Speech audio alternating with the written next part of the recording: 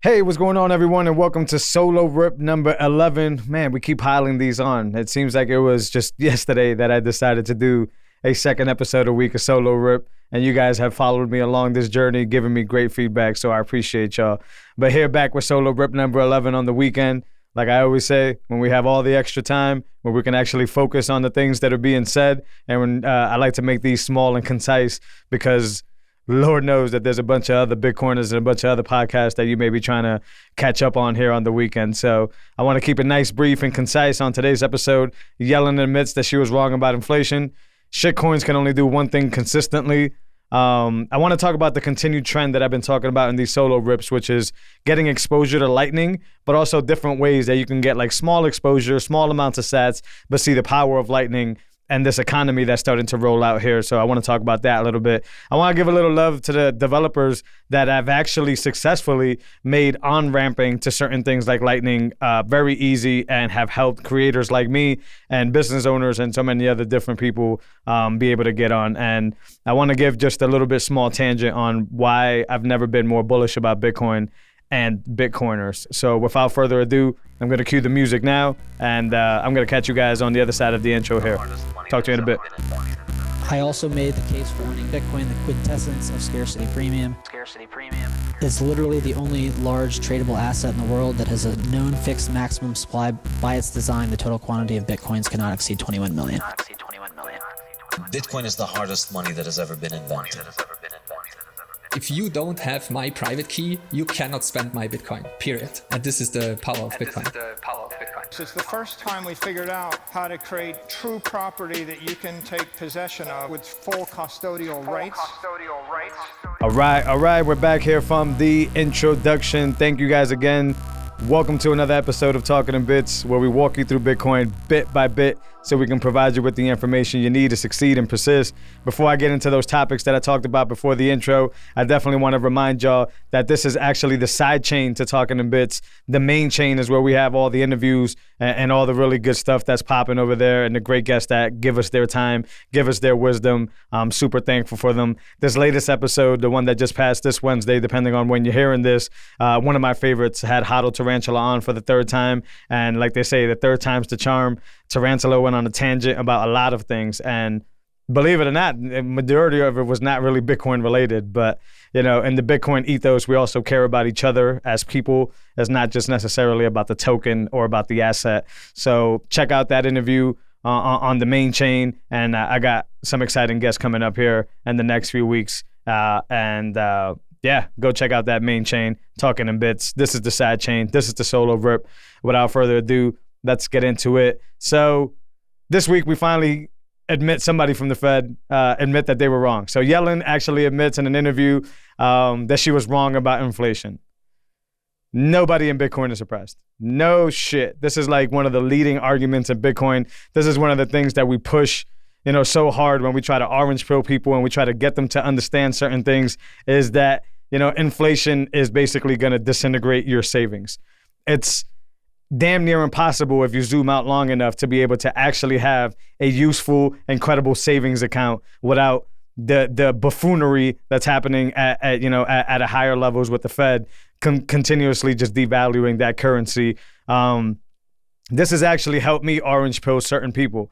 When they understand that if they start off with a $5,000 savings, it's only a matter of time before it's $4,500, before it's $4,000, before it's $3,500, right? It keeps zooming back out. And now all that energy, right? I like to, these are the conversations with Michael Saylor that I really do enjoy listening to him talk about. When he talks about comparing energy and time and how currency is just a fast way to transact that energy, meaning that like if I worked 40 hours in a week and got, let's just use easy numbers here, $300, well, that's that week's worth of energy stored in currency. Then I could then proceed to push off to do hopefully better things. Sometimes we just drain that and kind of get into this counterproductive loop. That's a whole different conversation in itself. But my point is that like if I get that 300, add it to my stash, add it to my stack, to my savings, and I continue to do that, right? And I get to about $5,000. Well, it's like a It's like a tug of war that's happening with my savings account. First of all, the bank is giving you no yield whatsoever, right? So now it's like 0.0005, which I don't even know how you even get these numbers, but that's what they're going to give you for holding it there. And conversely, that allows them to do anything with your money, including block you from getting access to your money. So when Yellen sits here and admits that inflation is running rampant, well, no freaking shit. You guys continue to spend money. You guys continue to send, $40 billion to Ukraine when there's certain things that are happening here. Don't even get me started on the 2F, the Second Amendment thing. That's Huddle Tarantula actually talked about that in the recent episode. But like the irony to say that we need to, give up our weapons, or we need to give up, most importantly, the right to bear arms, right? Like we're not talking about the specific property of the weapon itself, but that right that was God given to us and actually, baked into there for us to be able to give that up, but then to go ahead and get $40 billion to basically go buy weapons, right? For somebody else, for a different country. That's not the point of this tangent. The point of this tangent is that if you continue to behave in a buffoonery fashion, and you continue to approve these buffoonery, I don't even know if that's a word, these buffoonery actions, right? Like just printing money and letting the money printer go burr for every single reason except the ones that maybe should be the reasons, right? Which is the stuff that's happening here. Well, this is going to happen. And that's no secret. It's just something Bitcoiners know inherently, right? And this is something we talk about over and over again. And maybe in our Bitcoin little circle, we have like this, we think that we're being heard by the broader, and maybe we're not. Maybe we're stuck in this echo chamber. But anybody who pays attention to anybody who has explored these things, right, and actually has seen that Bitcoin is the solution to this, right, and they understand what's happening, and they get away from this buffoonery again as fast as possible. So Yellen, you're not saying anything that Bitcoiners haven't known for years. And that we really didn't see, and that really got highlighted in the beginning of COVID, right? When you guys started printing money just to give away pieces of it, right? You didn't even give away what was, what citizens deserved. You basically gave away what was left over after you cronies basically skimmed off the top of it and gave the people the little measly little bit that they gave, and then in return expect these people to basically just give up their way of living, give up work, and do all this stuff. Buffoonery. And if Yellen didn't know before that this was a real issue, right, and they called transistory was the things that they were saying. If she didn't know this before, then there's only two things. She's part of the rug pull. That's the part that I think is the option. That's A. Or B, she's a complete idiot and doesn't understand anything that her job entails her to understand. So if you want to give her the benefit of the doubt and say, hey, she's just misinformed, then maybe she shouldn't be in that position and should have not been appointed that position. But I'm going to go with the former. I'm going to go with A. I think she's part of the rug pull, and that's basically what's happening to U.S. citizens daily, right? It's like we're being sold out from the inside and we're being rug pulled, right? And this is happening all around the world. I don't want to be specific or just sensitive to what's happening here in the U.S. because although that is happening in the U.S., there's other parts of the world that would argue, man, you guys ain't going through shit. You guys ain't going through nothing. Check this out, right?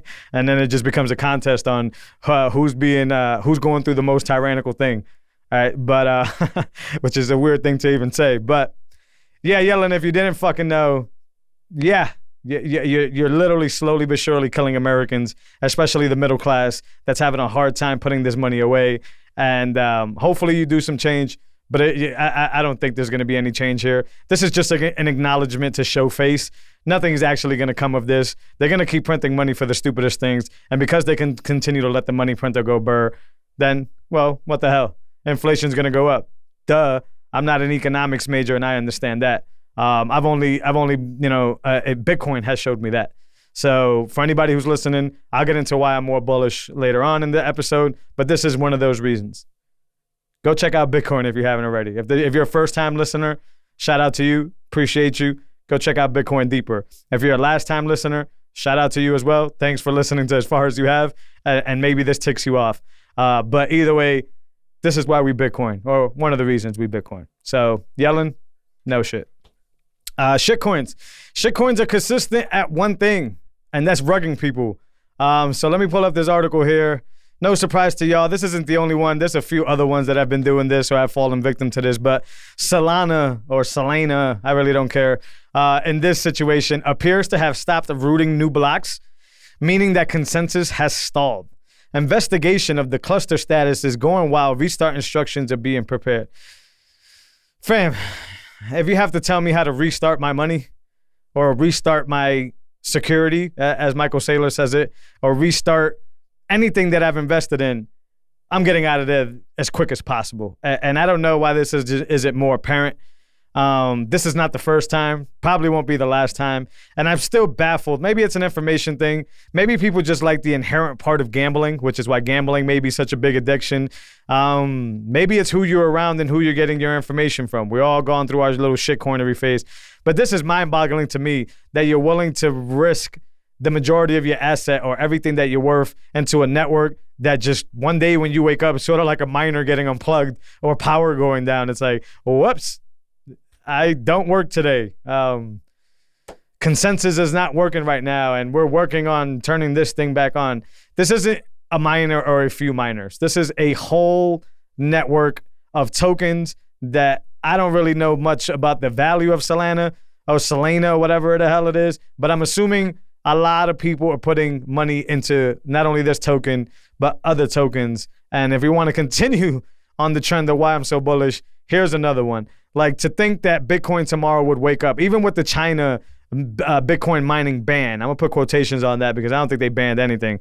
If you look at their recent spike in numbers and how they quickly just like rekindled like second place on the hashing. Anyways, and China, basically banned mining, and we saw a massive drop in hash rate, but we all didn't wake up to a broken network. We all didn't wake up to saying, oh, hey, the time chain has completely, stopped working, and now we're not validating blocks every 10 minutes, and et cetera, et cetera. Satoshi's going to reach out to you and let you know how we're going to restart this network or whatever. Like, imagine that.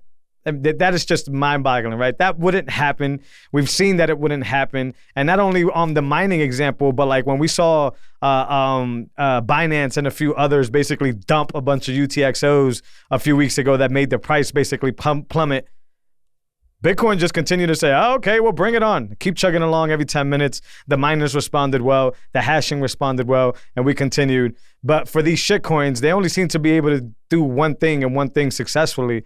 Well, let me say two things, right? Just give it a little bit of extra here.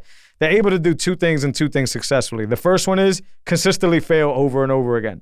And then the second one is just continuously rug pull its users, whether it's from the owners of these networks, because that's the gamble here. That's what makes it a security over a property, is that these these owners of these networks continue to like rug pull, put a bunch of money in, pre-mine, do all this stuff, and then take that money out. Right, and then immediately rug pull everybody where the price just plummets, right? Or this happens where like the shit just doesn't work. It's like I said, a miner or like an old dusty computer that you wake up and say, shit, the battery doesn't work anymore. Well, here goes everything that was on the computer. I don't want to hear that you guys are going to give instructions on how to turn it back on, because if this thing was legit worth anything, you wouldn't have to restart it. It would actually sustain itself, sort of like Bitcoin has been doing. So if you haven't learned already, learn now.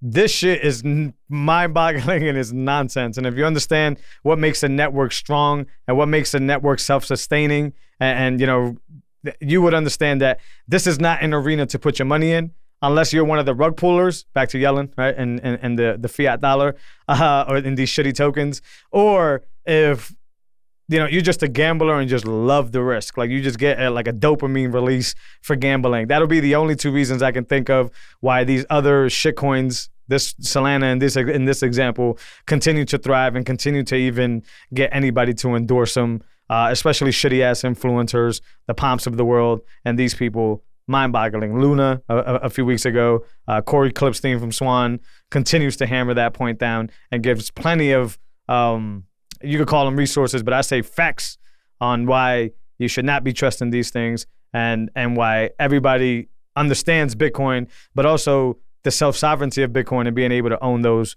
your private keys, and being able to take that Bitcoin upon yourself. So that's just another example here. I'm sure these shitcoins are going to continue to give us that example. All right, I'm going to switch to a topic that's kind of been a continuous trend over the last few weeks in the solo rip, but, I use Lightning, and I think Lightning is the only way we scale into smaller transactions, blah, blah, blah, blah. I don't want to repeat anybody in the space that has continuously beat this drum over and over again. But on the contrary, maybe getting exposure to Lightning is something that, you, the listener, or people that you need to orange pill or lightning pill are having a hard time with. So, these are tried and tested. I've used this and now have gotten my wife to use this, and others that are not as orange pilled as I am. They are, but they're not as active users as I am, to be able to try out and be able to like stack a small amount of sats. But ultimately the payout that comes out with stacking these sats and being able to see how instantly Lightning is. I've even had a few situations where the person is like, when is it going to land in my wallet? And I have to remind them, it already did. Like instantaneously, that has settled there. You're not waiting for anything. So a few notable, I don't know if these are tips or these are just recommendations. These are not ads. Once again, this show doesn't run on ads. Thank you. Anybody I posted a few days ago, I see you when you donate your sats and value for value model on Fountain or on Breeze. I appreciate you, and that keeps this show ad free and hopefully continues to provide the value that you seek when you give me your time and I give you my time. But anyways, Thunder Games, no secret. Had Dez and on the show and Jack on the show, and yeah. The Sats specifically, SATSS app. They got a few other games that are really good as well. Thunder Bay and Bitcoin Bounce and Turbo 84. I think that's what they got. They got a few coming once that Tetris coming though. Thunder. That's the one I'm waiting for. But Sats, to me, at least anybody who's about my age, is something that hits close to home. Most of us had our Nokia phones that were basically unbreakable, and the only game you had in there was Snake, right? Where you nibble it. I believe it was called sometimes, but the concept was old, tested, and true. You basically just go around and try not to bite your own tail, right? So Thunder Games has effectively done this on a Bitcoin standard, on a Lightning standard, and they got SATSS sats. Go check it out in the store. Absolutely free, easy to set up instantaneously, and you get to play that old game. But every day they do a random drawing. You get tickets while you're playing. Like instead of collecting niblets or whatever little pixels, if you really think about it, you get little purple tickets. That ends up putting you in a raffle. And then once a day, you get paid out to your wallet a certain amount of raffles. Now, the really cool part is when you go and get your Moon wallet or your Blue wallet or anything like that from their Zeus wallet, which we'll talk about in a little bit, it's just instantaneous. So Thunder just pays you out to your wallet right away. Now, a lot of us maxi Bitcoiners are thinking, these are just breadcrumbs. What are we going to do with that? That's not the actual point here. The point, like I said, is when you get to see why Lightning is important, right? And when you get to see that, maybe 30 sats is equal to 2 cents in US dollars, but it's invigorating to get those 30 sats to add to your stack and be able to get it without paying any fees and get it instantaneously. I've talked about why it's important for creators to do the same thing and receive sats that way. So shout out to Thunder. Go check out sats. This isn't an ad. It's just a really cool app. None of these are ads. They're just really cool. I recently, as of about a month ago, discovered Earn Carrot. Probably late to that ball game, but it seems to be a Bitcoin magazine hub. I'm sure eventually they'll scale up to other writers or whatever, which will be interesting. Matter of fact, if you're listening to the show or if you know anybody on the Earn Carrot team, let me know. Reach out to the show and let me know if that's something you guys are interested in doing and getting more writers to whatever. But the gist of it is that you go on this app and you get 5 sats per article that you read. Pretty cool considering, especially me who has to keep up with this stuff. I need to learn about Bitcoin and I like to hear opinions and takes from the different writers, especially the Bitcoin magazine writers, which is the majority of the industry if you think about it. So Earn Carrot, you download it, super easy, lightweight KYC. I think it's just an email. I don't really remember. But the point is that you get 5 sats for every article you read. You start to ring these up. And actually, if you follow them on Twitter, they give away also like these QR codes that give you like 250 sats, whatever, every now and then to add to your stack. But when you get to 500 sats, which happens faster if you consume as much information as I do than you would think, you're actually allowed to pay that out to a Lightning wallet. Now, on-chain, that would be mind-boggling. 500 sats, the fees are probably going to be higher than that or half of that if it's a low mempool day, right? And then on the Visa network, forget about it. 500 sats is probably like 40 cents, 30 cents. You can't even cover the 2.5%, right? but Lightning allows you to do this, right? So now I and anybody who's using it, I got a few others using it, get incentivized to not only educate themselves on Bitcoin and learn about it, right? But also be able to do that in a fashion where it doesn't break the business, meaning that Earn Carrot doesn't have to like have tons of Bitcoins on their chain. They could just incentivize you very small and have you keep coming back and give you these sats. That's a really good one. Stacker News had Keon here. Shout out to Keon. Shout out to Stacker News. Everything that Pleb Labs is doing. But Stacker News specifically, you go in there and you get a lot of signal. You can upvote people. If you have signal yourself and you post it there, people will stream you sats and give you some upvotes and sats, which I think is easy. But an underlining or overlooked feature for people that don't look at Stacker News or don't use it is that every day you get an airdrop, right? And the airdrop, you can't really predict the quantity of it, but sometimes it's a pretty good 80 sat drop. Sometimes it's a 20 sat drop.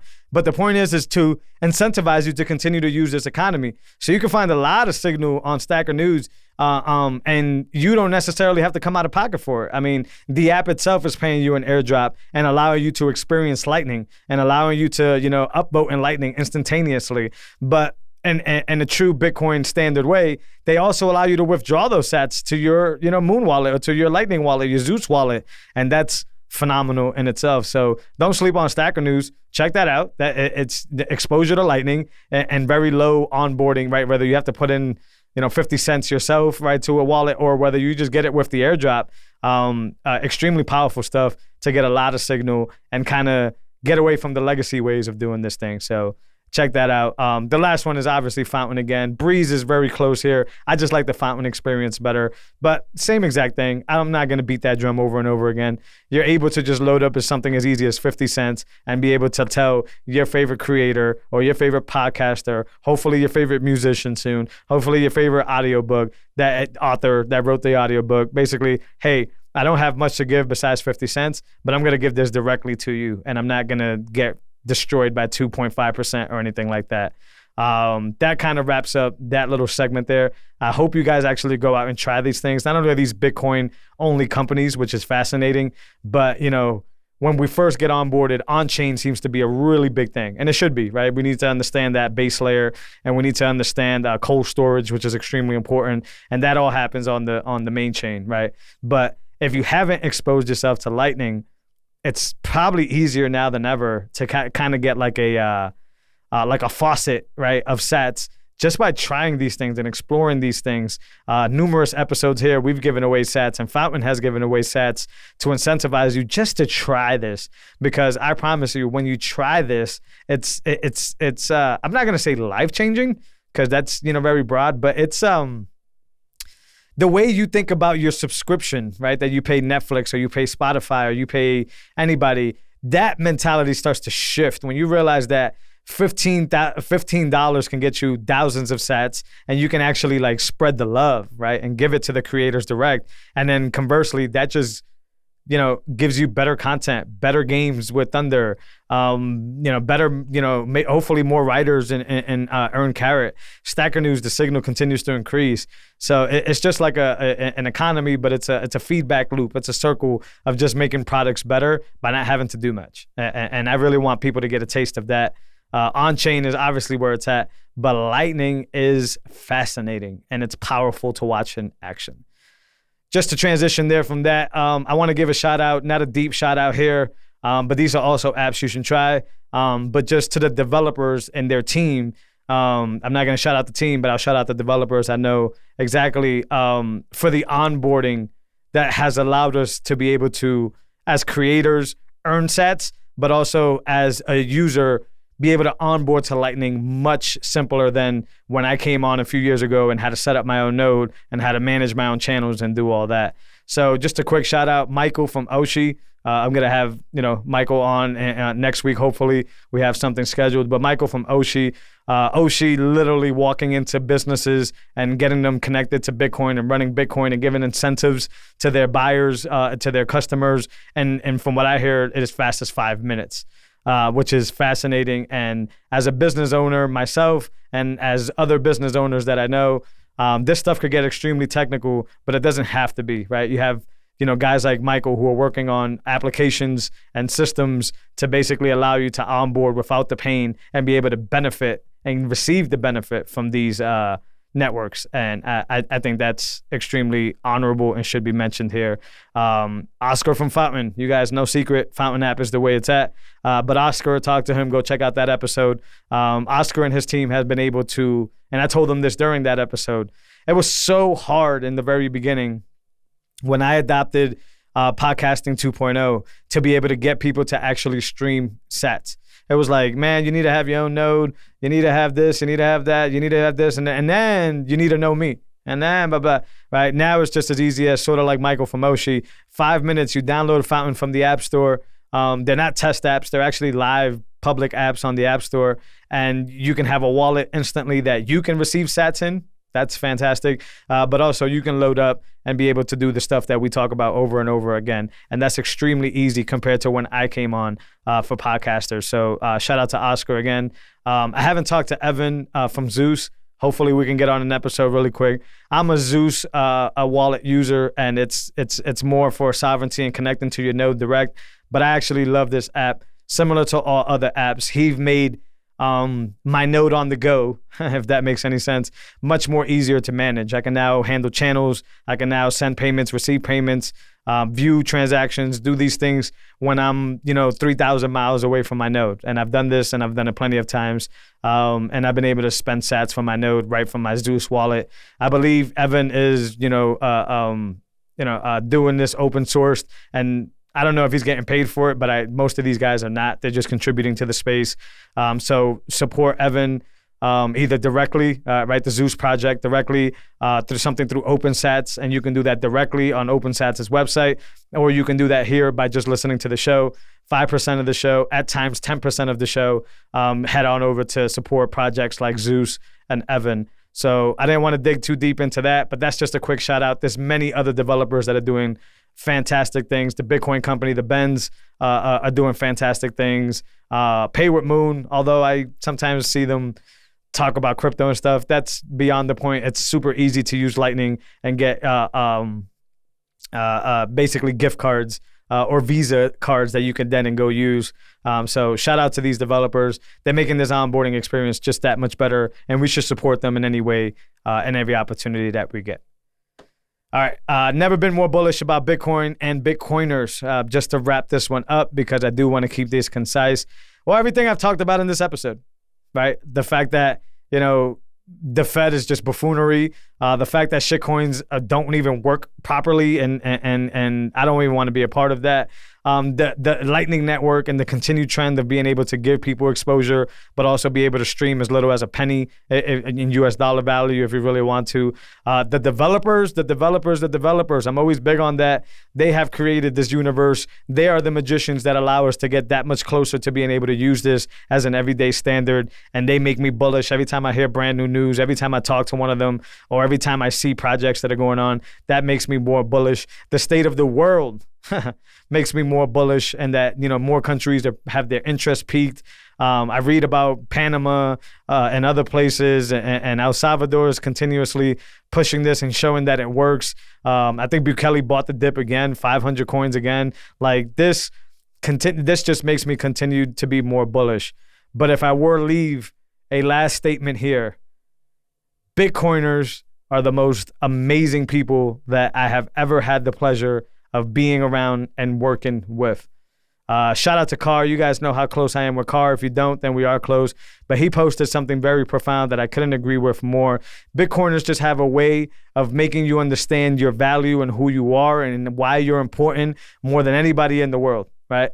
They just remind you of it. They show you of it. They put you in position of it. And they continue to support projects like this, like Talking in Bits. And it's just a magical, magical thing. I'm bullish on Bitcoin for what it is and what it stands for, but Bitcoiners, man, Bitcoiners are, not priced in, if that's the way to go, but they continue to just make me drop my jaw, right? Just continue to show and support that we all have something to contribute to this world. We all have value, and they help you not only discover it, but actually portray it to the world, right? and in many different ways how to earn value for that back, so you understand your worth and give you a feedback mechanism to improve your work. So now, Bitcoiners are the big part that I'm starting to understand here. And come the next few months for me and my family, and for me and Bitcoin, that's going to just exponentially just continue to grow, because I'm going to be around them, or a tribe of them, right? Because I do get to be around them,